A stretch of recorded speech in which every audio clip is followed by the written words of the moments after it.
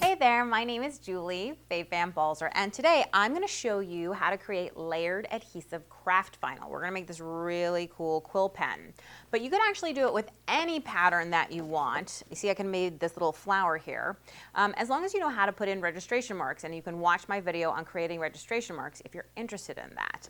So to get started, we are going to put our adhesive craft vinyl onto a notebook. So you need a blank notebook, and then you'll need a transfer sheet and some colored craft vinyl. And with all of that, we're ready to get started.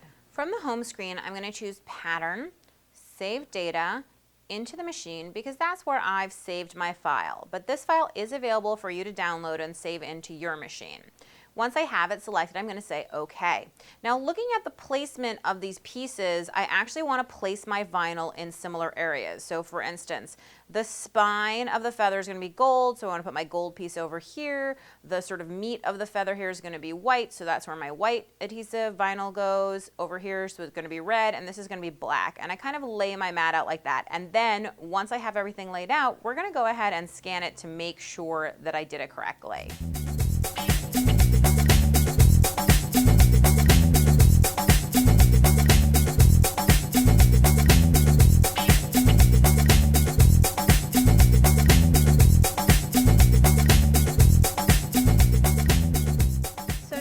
See everything on the screen. If I need to make any adjustments, I can simply drag them. If I want to zoom in, I can go ahead and zoom in up to 400% so that I can really see it, and that will also allow me to check to make sure that absolutely everything is where I want it to be on every piece. Now, if it's too dark and you're having trouble seeing things, remember you can always go into the settings and lighten that scan up, so that you can really see exactly where everything, even on the black, if you look down here, is going to land. I can see it really nice and clear and move it if I need, but everything looks good to me, so I'm going to say OK, and OK again, OK.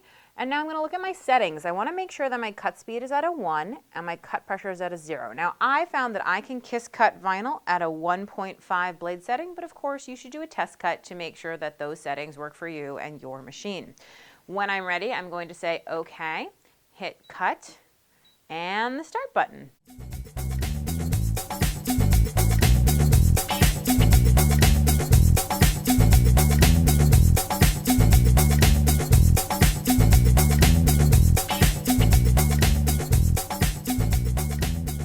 So now that we're done cutting, we're going to go ahead and unload the mat. And I'm going to use my spatula tool to help me remove the vinyl. It should come off as one piece since we kiss cut it.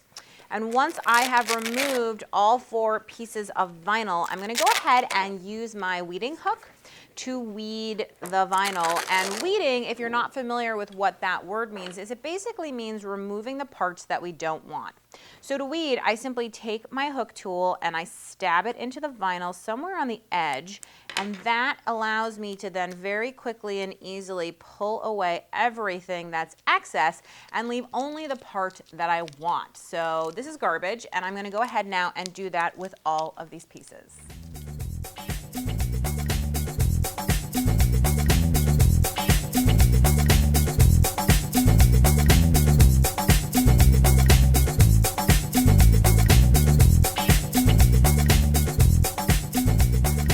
Wondering what these random dots and squares are. These are the registration marks, and you can see that they are the same on each of these. They're going to line up, and that's how we're going to create our layered look. So I have laid these out in the order I want to work. You want to work from the front of the image to the back of the image. So I have my transfer sheet, and so with my first piece, I'm simply going to put it down, and I'm going to place the transfer sheet over it. And then you can use your thumb to burnish, or I sometimes use the spatula tool just to make sure that it's really getting burnished well. And once that's done, I should be able to peel away from the paper backing, and you'll see, right, the feather is now on the transfer sheet. So now this is where the registration marks come into play. I'm going to place this down. And now I'm going to very carefully try to match up the square, the circle, all together. So be a little bit fussy at this point because this makes sure that everything really lines up exactly how you intended it to. And once you're lined up, you're gonna go ahead and burnish. And you can see why I have the blue backing under here, because this white sheet is smaller and I don't actually want everything sticking to the table. So I'm gonna make sure, sometimes that double dot doesn't wanna come with you. So you just need to convince it by burnishing a little bit harder. Let's convince it even more. Let's see if we can't get it to want to come off. There you go. Okay, so now we have 2 layers done. And again, I want to match up, so you don't always have to have it facing you. Sometimes, you know, you might want to line it up, turn it around so that you can really see those squares and get everything lined up just so. And once again, we're going to peel it up.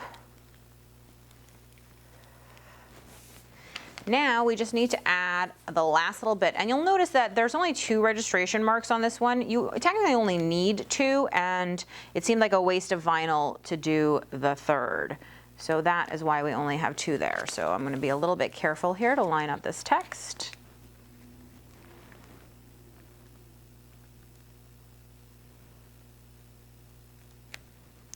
Like magic. Now we lost one of our registration dots, but we don't care because actually we want to go ahead and remove those registration dots because we don't want them anymore. They're not useful to us. But you can see my layered image looks great. So now all I need to do is grab my notebook, which I have right here, and make sure that it's the right way up. And then because the transfer sheet is clear, obviously I can see where this is going to go. I can also use the grid to help me line it up exactly how I want. And once I'm satisfied with the arrangement, I simply place it down, and I'm going to repeat that burnishing. I can again use my hand, use the spatula, whatever it is that you feel comfortable doing. And now, like magic, hopefully, this will all have stuck down to the notebook, and just burnish a little extra if there's anything that is coming up with the transfer sheet.